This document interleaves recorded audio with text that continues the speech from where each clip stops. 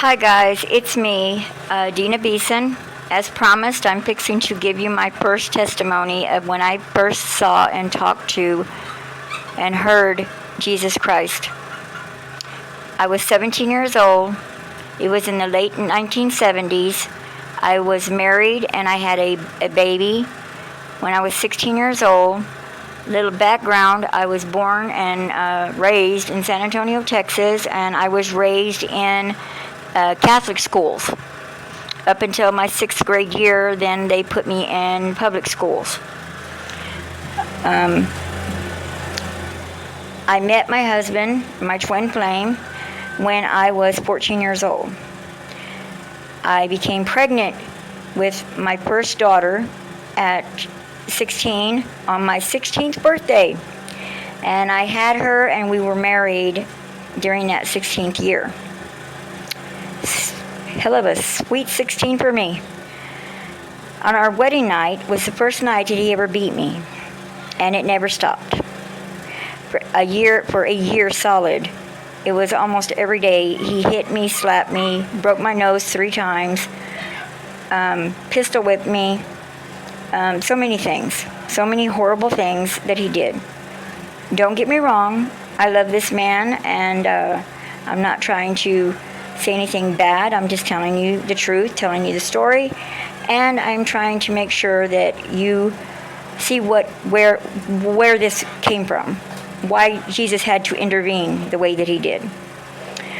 Okay, it was 4:30 in the morning. I was in our trailer and I was praying that he would not come home, but he did. And with him, he brought a male friend of his. And with the male friend, he had brought in a female friend. I had this horrible look on my face, like, yeah, okay, here we go. And he saw it. He kicked me in the head 5 times. I didn't cry because I knew better. It would only made it worse. He'd have beat me even worse. So, especially in front of people, for God. Oh, no, I can't do that. Anyway, so I got up, and he said, "Where do you think you're going?" I said, "I'm going to go use the restroom. I'll be right back." He said, you need to get back in here immediately because I don't trust you." I don't know what I was going to do. We didn't have cell phones back then. And, yeah, calling the cop, that would never have worked. Tried that, almost got killed. The cop told him, "Yeah, we know. You have to keep them in line." Yeah. So never again did I call the cops on my husband or anyone else, actually. But that's why. I get up and I go to the restroom because evidently that's my prayer closet. So I go in there, I lock the door, and I start praying, I start crying, and I pretty much asking God, why are you letting him do this to me? Why don't you just let him kill me? Please just let him kill me. I'm tired. I don't want to be beat anymore. I can't do this anymore. And then all of a sudden I see a light coming into my bathroom mirror over my sink, and then these clouds start forming in this mirror, and all that. The first thing I'm starting to think to myself, oh my gosh, he must have kicked me a little bit too hard this time. Then I hear a voice, a beautiful, peaceful voice saying to me, "Child, why do you weep?" And I'm like, he must have done some brain damage this time. I think I'm gonna die this time, because I'm hearing things. And then I look up, and the clouds are getting closer, and they're moving in the mirror. They're moving, rotating in the mirror, and this voice is getting louder but very soft.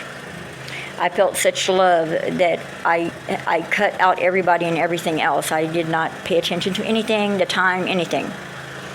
And I proceeded to talk to him and tell him, why is this happening to me? He's like, "You are my child. I love you, and please do not be afraid. Do not be afraid, because I love you and I'm here to help you. You have called me and I have come." Now I'm starting to paraphrase because I cannot remember the exact words. That was a very long time ago. I told him I needed to get out of this situation, and he started proceeding to give me promises.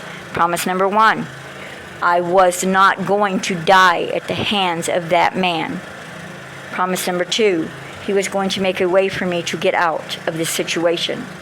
Promise number 3, you will have the strength because I will be your strength. So I closed it up. I got myself back together, got out of there. My husband started griping and bitching at me as soon as I walked out of the bathroom because he told me, what were you doing in there for over an hour? Which I could have swore that it was not even nowhere near that. But he said it was an hour, and I thought it was only a few minutes. But, God's time is different than ours.